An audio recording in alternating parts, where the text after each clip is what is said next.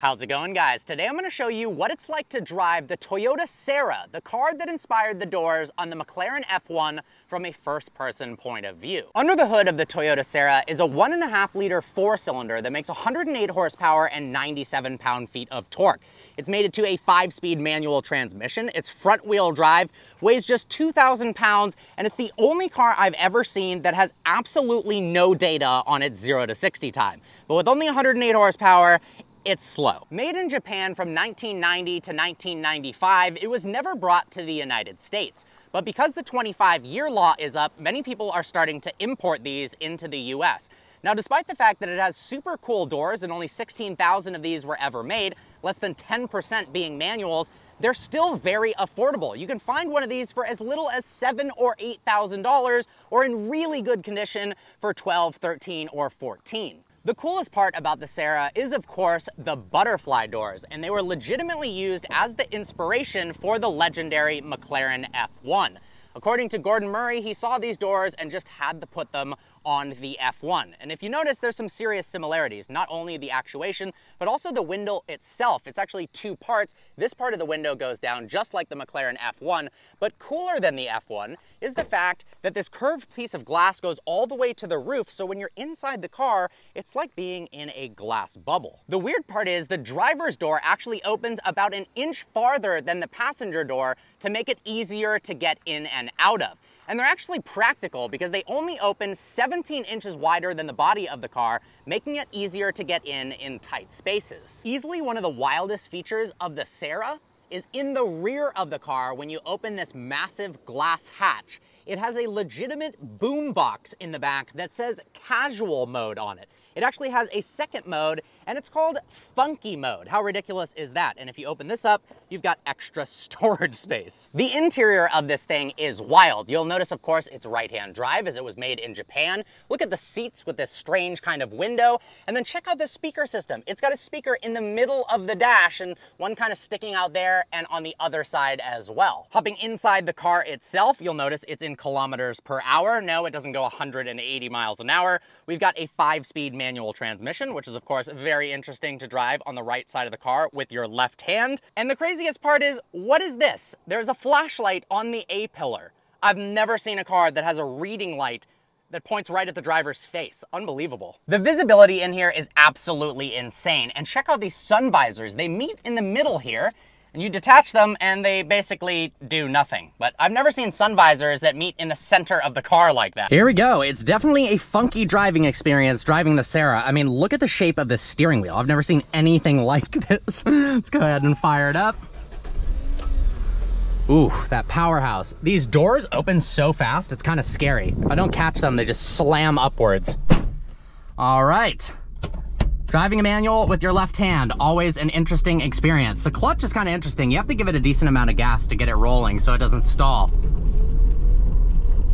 But honestly, this thing is so fun to drive, it's hilarious. It's not fast, it's not particularly good handling-wise, but it's so weird looking. It just, I don't know what it is. I honestly really like it. And the view is insane. I mean, you have so much visibility all the way around you. You're literally driving in a glass bubble. It's pretty ridiculous. It definitely doesn't accelerate fast whatsoever. Downshift into third, that's full throttle around the corner. I mean, it has virtually no torque, 97 pound-feet. But the suspension actually is pretty good around corners. It doesn't have a ton of body roll, and this is by no means meant to be a sports car. And it also rides over bumps rather nicely. It's such a quirky, weird car. And because it looks so strange, it just puts a smile on your face when you're behind the wheel. Like I said, I'm not smiling because it's fast or particularly awesome to drive. I'm just smiling because it's one of the most ridiculous cars I've ever been behind the wheel of. It looks absurd. I mean, when have you seen a Toyota that looks like this? When have you seen any car that looks like this, to be honest? It's just an experience. I mean, that's flat out.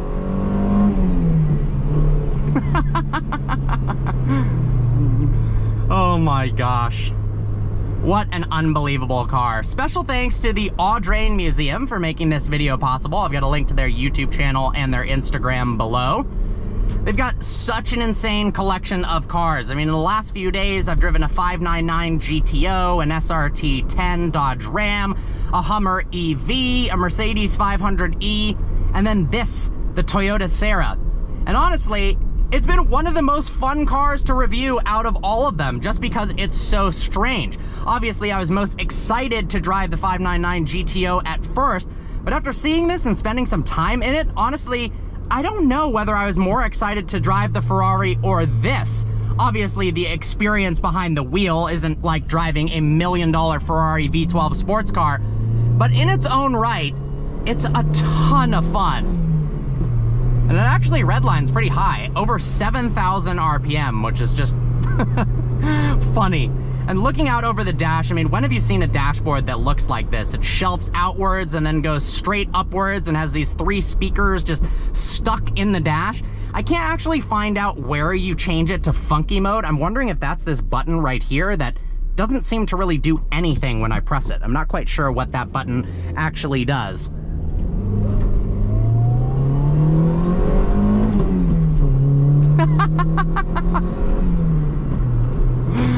What a car.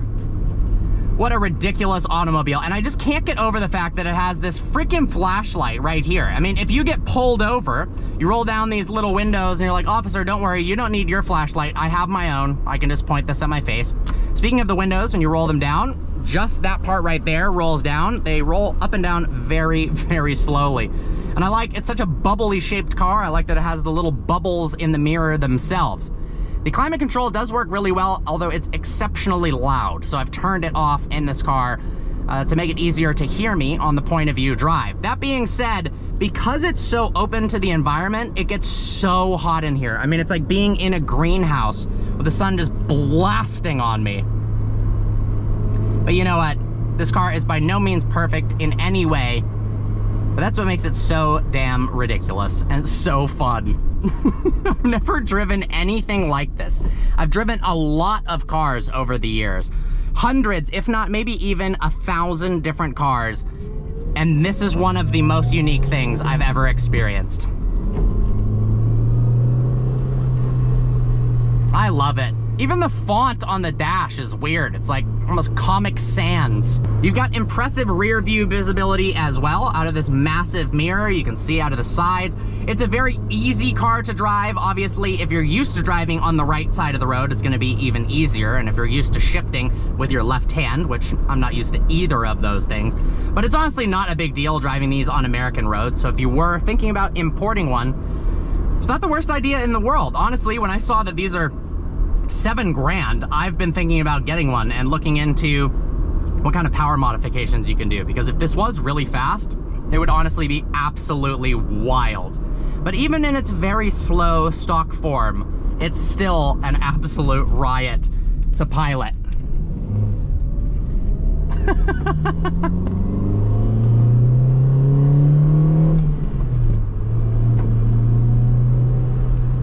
I can't get over the steering wheel.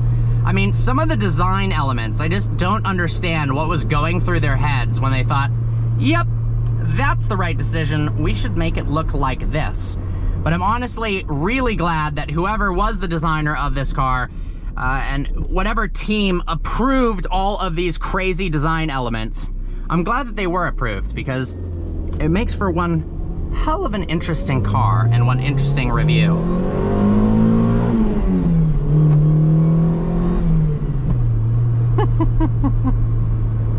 Definitely doesn't sound particularly good. And it's not the most isolated from the road around you, but it does ride pretty nice. Oh, nope. Over big bumps, it does not ride nice, but over normal size bumps, it's pretty decent. These handles are also hilarious, especially this angle of the door handle is wild. And we've got a window lock button right here. I'm not quite sure why you would need that, because there's no rear windows. It does have rear seats, but they are very small back there, so you probably are gonna use that for groceries, extra storage compartments, unless you've got small kids. You can put them in the back of your Serra, and I'm sure they'd like it, because being able to see out of these windows is just, it's just unique. All right, we'll run this through a couple more gears so you can hear this glorious powerhouse. 1.5 liter, making 108 incredible horsepower.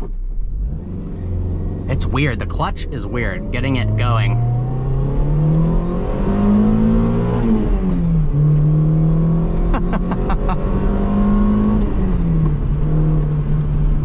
Oh, well guys, I hope you enjoyed today's video. Like always, please browse the channel and subscribe. Once again, special thanks to the Audrain Collection and the Audrain Museum for making this possible. What a ridiculous car this is.